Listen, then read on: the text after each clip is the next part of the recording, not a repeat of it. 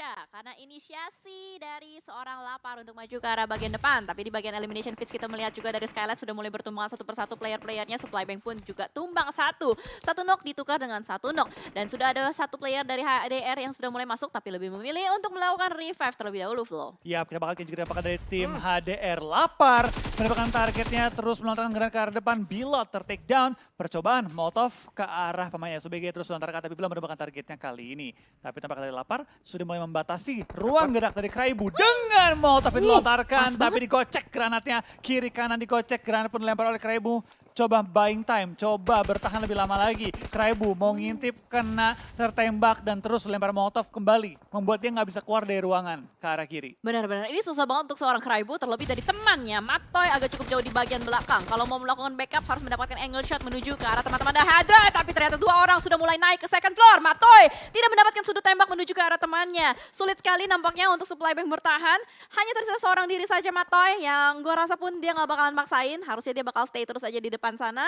Di dalam sebuah rumah dewa yang banyak anginnya nih, Flo. Yap, tapi dari rumah dewa tersebut itu berposisi benar-benar di pojok dari zona. Nah, kalau diperhatikan dari seorang Matoy, gue yakin dia nggak akan pengen pulang dengan tangan kosong. Gimana pun caranya dia pengen akan coba untuk menok at least ya ke arah tim HDR. At least dapetin satu dari dua player. Ya, ini depan kena, belakang kena ya. Belakang juga ada BTR. Ada BTR ya, BTR tuh di rumah besar ya kan, yang di tengah-tengah ladang. Yep, betul. Dan masih berjalan juga waktu. Mau nggak mau ketika Kraibu udah habis movementnya, langsung dimajuin sama dua player dari tim Hydra. Bahkan 3 player pun naik ke atas. Jadi untuk seorang Matoy pun sangat sulit nampaknya untuk bisa nge-cover seorang Kraibu yang udah kejepit banget dari player-player Hydra. Ya, karena angle shotnya juga tadi nggak kelihatan kan. Betul. Ketutupan sama dinding-dinding dari Karena rumah emang di dewa. dalamnya. Iya, itu dia. Itu yang membuat kesulitan untuk Supply Bank Nah, ini Matoy. Dan ternyata bakal langsung push ke arah kiri.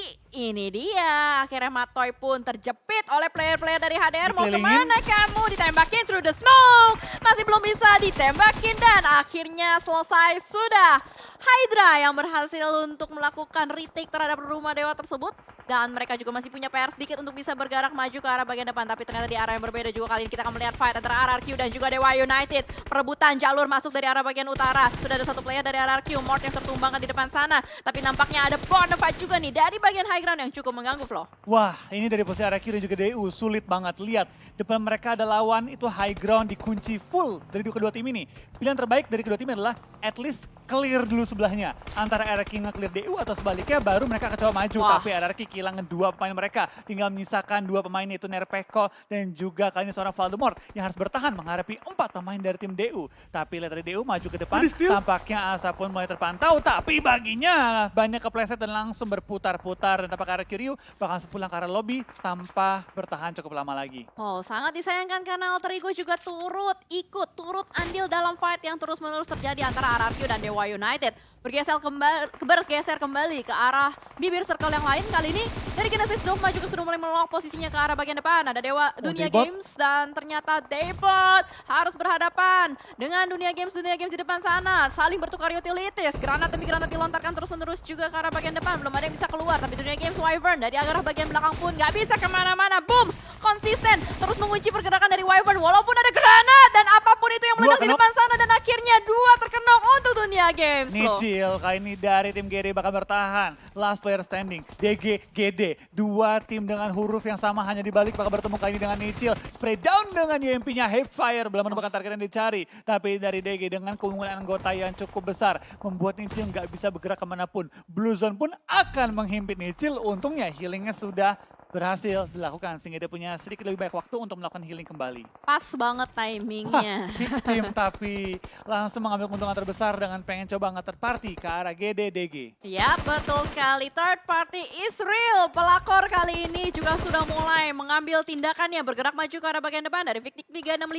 Akan berusaha untuk berhadapan juga dengan Dunia Games yang baru saja menyelesaikan fight-nya dengan GD. Tapi ternyata Kean masih bisa menghindari granat yang langsung dilemparkan ke arah bagian depan. Low health belum melakukan healing terlebih dahulu. Dan akhirnya memutuskan untuk healing sebelum Wah. maju ke arah bagian depan. Lagi healing langsung aja ditukar pemainnya. Dan ternyata malah nggak berhasil. Malah satu player dari Victim 365 yang harus ditumbangkan oleh seorang Psycho. Bergerak seperti psikopat nampaknya dari Psycho kali ini. Bakal melemparkan granat juga ke arah bagian depan. Tapi Wyvern terkenok di bagian belakang. Harus di-revive dan di-heal terlebih dahulu, Flo. Dan Psycho melempar granat, belum menemukan targetnya dari Victim, bakal bertahan di bagian lower ground. Dan dari DG nggak bisa maju karena dari BTR semuanya menghadap ke arah mereka dan coba mengambil keuntungan terbesar dengan melakukan tapping-tapping terhadap DG dan juga dari Victim 365. Tapi di lain sisi dari Alter Ego dengan 4 player yang masih bertahan sedang mengintai nih tim-tim yang sedang fight di pinggir-pinggir zona. Yap, ini pergerakan dari DG dan juga Victim 365 benar-benar dikunci.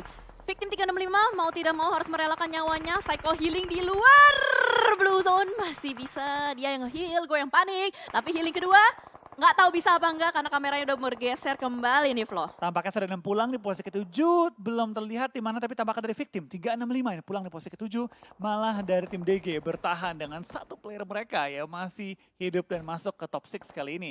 DU pun dari jersey dipulangkan ke arah lobby yang berarti DU tinggal menyisakan satu player masih aktif sementara waktu ini di mana Steve Boy masih dalam posisi knocked out. Yap, ini kalau kita lihat dari minimap, BTR sih yang dapetin keuntungan paling besar. Yes. Karena sedari tadi belum diganggu sama sekali. Odidia apakah ada pandangan? Ya setuju banget, mereka dari tadi nge-defense aja area gudang Hejo kalau kata Pasta ini ya. Mereka nggak di-push sama sekali sama tim manapun. Mereka betul-betul main anteng, main tenang, tapi dengan begini, defense mereka juga melakukan offense ke area lawan. Terbukti dengan 8 elimination yang mereka dapatkan.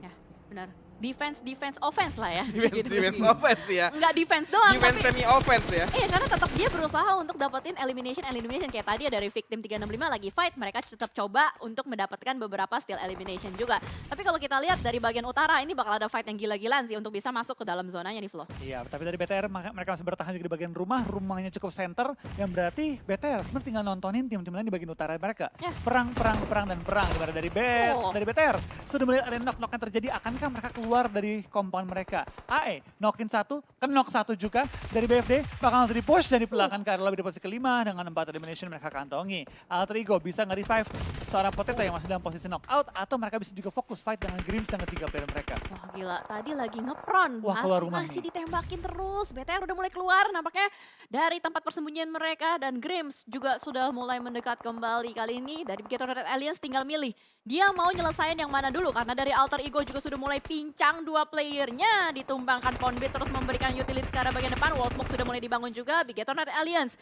Sementara waktu punya kekuatan yang sangat besar. Tinggal gimana caranya dari Bigetron Red Alliance bisa mengeksekusi ini, Flo. Iya, tapi kita bakal lihat dari BTR, tampaknya mereka juga nggak terburu-buru untuk melakukan clearing ke arah lawan-lawan mereka. One by one mereka coba untuk mencari info dulu di mana lawan-lawannya, berapa jumlah anggota mereka.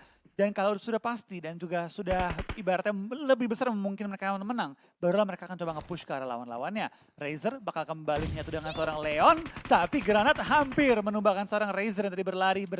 Tapi Ponbit sudah mendekat juga membuat tim Grims nggak bisa kemanapun. Ke depan salah, ke kanan salah, ke belakang pun salah karena blue zone. Maju salah, mundur salah. Karena Grims juga satu playernya udah mulai ditangkap sama Bigetron Red Alliance. Menambah kembali elimination point dari Bigetron Red Alliance. Dan sebelah kanan mereka juga ada Alter Ego, tapi ternyata Renalre tertumbang oleh seorang Leon DZ. Alter Ego, Ponbit mobilnya meledak dan Alter Ego juga gak bertahan. Kali ini dari Bigetron Red Alliance memiliki advantage yang sangat-sangat tinggi untuk bisa mendapatkan winner chicken dinner. Terlebih Loxy sudah mulai cukup percaya diri untuk maju ke arah bagian depan. Tarik mundur sedikit lagi karena tahu dia mulai terkena tembakan nih, Flo. Tapi lihat dari BTR mereka benar-benar hati-hati banget, tidak terburu-buru sama sekali. Mereka one by one mencari info, dapetin knock, tarik mundur, hindari utility yang terkena oleh tim Grims. Dan sekarang dari BTR masih utuh dengan 4 player mereka yang punya advantage high ground dan sekaligus juga advantage zona terhadap tim Grims yang benar-benar udah di ujung tanduk, dipinggirin banget. Tapi sebelah mereka juga ada pemain terakhir dari DG yang tampaknya belum ketahuan, belum terpantau, belum ada informasi yang diberikan olehnya. Gila, DG dia bertahan dengan healing di bagian blue zone, tapi ternyata Zuxi, kepala suku berhasil untuk mendapatkan satu Hazel. Langsung confirm, knock and valid, no debat juga. 2 player dari Grims, nggak bisa kemana-mana lagi. Ini ada satu granat dilemparin ke depan, bakal enak banget. Bakal menjadi santapan lezat juga untuk Bigetron Red Alliance. Tapi sejauh ini kita lihat Leon DZ pun terkena cicilan HP. Ada yang dicicil bukan rumah, melainkan HP. Razer pun diberikan tembakan, tapi masih bisa bersembunyi di bagian belakang. Nggak mau terlalu terburu-buru untuk Bigetron Red Alliance untuk bisa maju ke arah bagian depan. Ini sayang banget nggak utility lagi, tapi Leon tertangkap, Razer tertangkap, DG ke nomor 2 dan BTR masih lengkap dengan 4 player mereka. Psycho senang dengan hasil tersebut, gue rasa kalau dia pun tumbang sekarang, dia bakal ya cukup sabar lah kali ini. Tapi dari Psycho dapetin 1, nggak bisa nge-end, dapetin 2, clutch is real kah? Tapi tidak, dari BTR bisa mendapatkan win-win chicken dinner di game kita yang kelima kali ini dengan total mendapatkan 13 elimination.